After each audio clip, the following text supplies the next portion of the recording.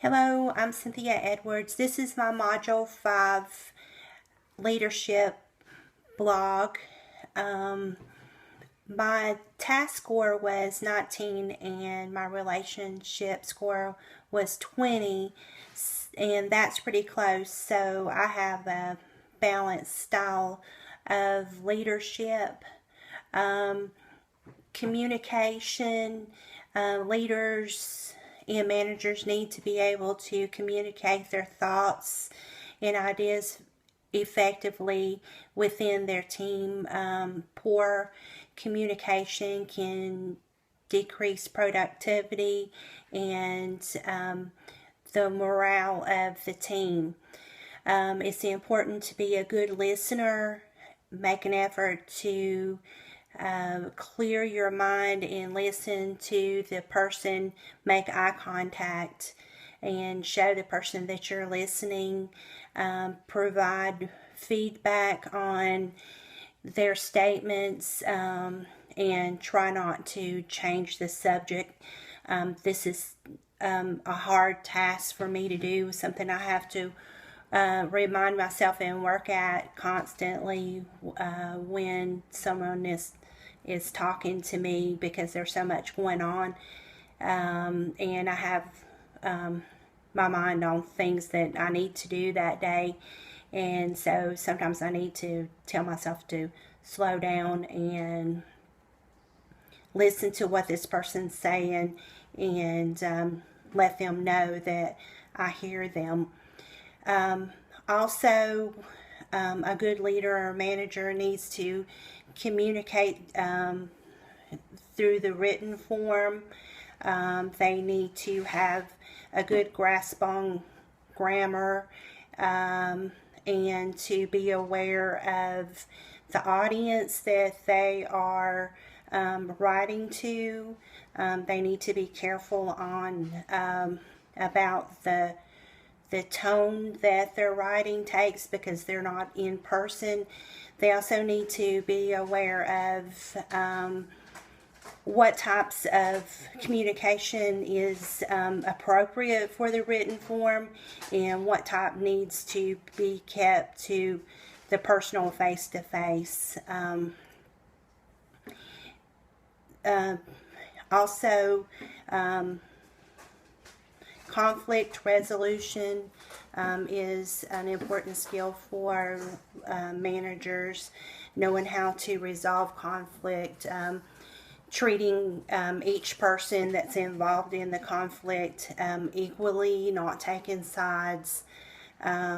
It's important that the manager gather all the information and the facts about the problem, letting each person state their side, and then ask each person what they would like to see as a resolution to the problem, and negotiate both sides so that they agree. Delegation was something hard for me to learn to do when I started being a charge nurse on the medical surgical floor, having to make out the assignments for the nurses, and having to place some difficult or high acuity patients with some nurses, or some patients that had difficult families, and to stand by my decision on why I delegated this assignment to the nurse was sort of hard at first, but then after a while I got used to it. Also, it is tough to delegate important tasks to newer nurses or newer employees, especially something that you feel is really important. The way that I think that makes me feel more comfortable with that is to work with that nurse at the task, do it together a couple of times, given more responsibility each time, and then that makes me more comfortable with the nurse performing that task and having the responsibility. And it also gives the nurse more confidence in that task.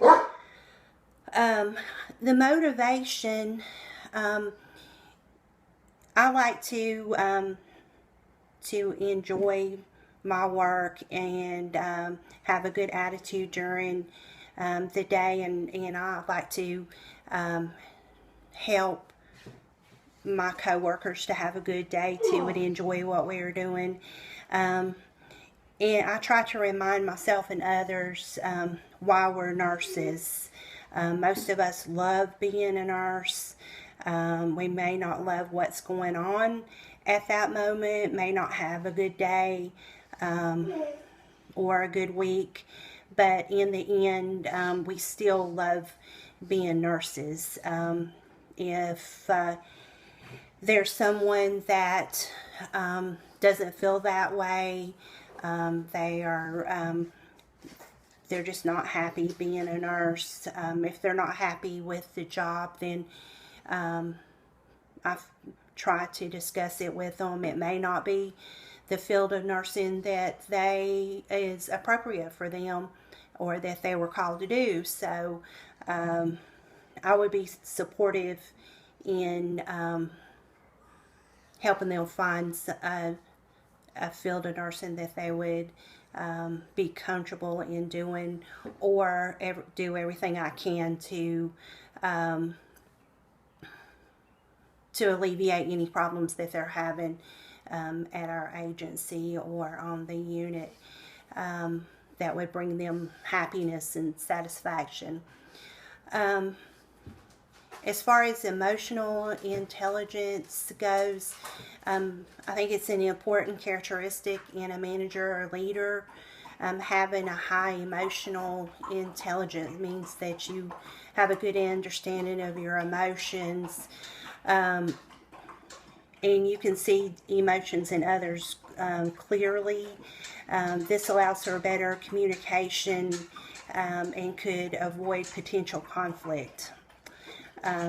The 5 elements that defines emotional intelligence: self-awareness, being aware of your feelings and how your mood and attitude affects others; self-regulation, the ability to control your emotions and your actions under stress and during conflict, to stay calm and keep a level head.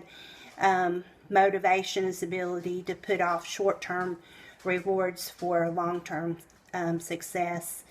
Empathy, when you have an understanding of other people's emotions and what may motivate them. And then social skills, the ability to work well with others, be pleasant to get along with, and be approachable. I feel like I have a high emotional intelligence.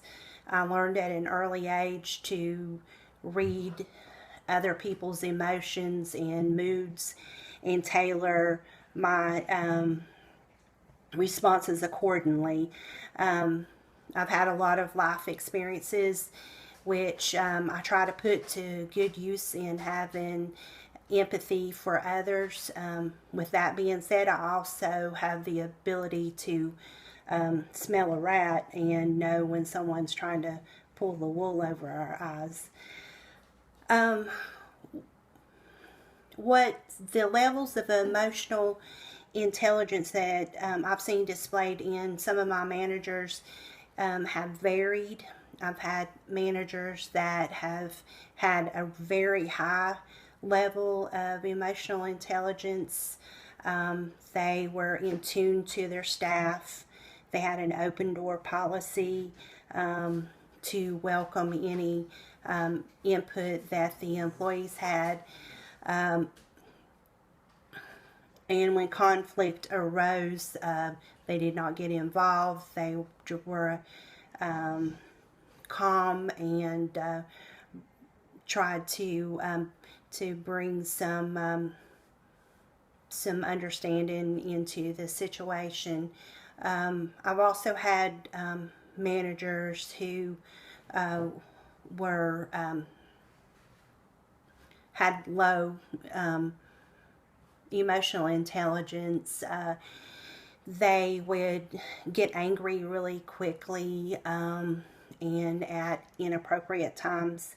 They would also get in arguments with nurses, sometimes in the hallway where our offices are.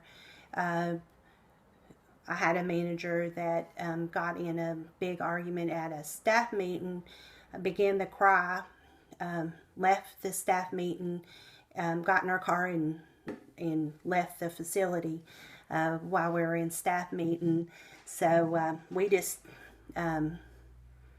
dismissed ourselves and we went home also. I feel like I'm able to delegate responsibilities and had some practice in that. I think that is one strength, but my biggest strength, I think, being a manager or a leader would be my emotional intelligence. I'm able to hold my temper and try to think before I speak most of the time. I feel like then I'm able to communicate with interdisciplinary staff, the doctors, and my co-workers. One of my weaknesses would probably be conflict resolution. Knowing what needs to be done in the situation and what really happens are two different things. I need more practice taking charge of the situation and bringing the emotional tension down, and being a mediator that is neutral. I need to have a plan in place, that steps that I take each time that I go into a conflict with someone, so that I can have control over the situation and maybe get it resolved, instead of one of the people that is involved in the conflict being the one that is in control of the situation. And I believe that's the end of my discussion.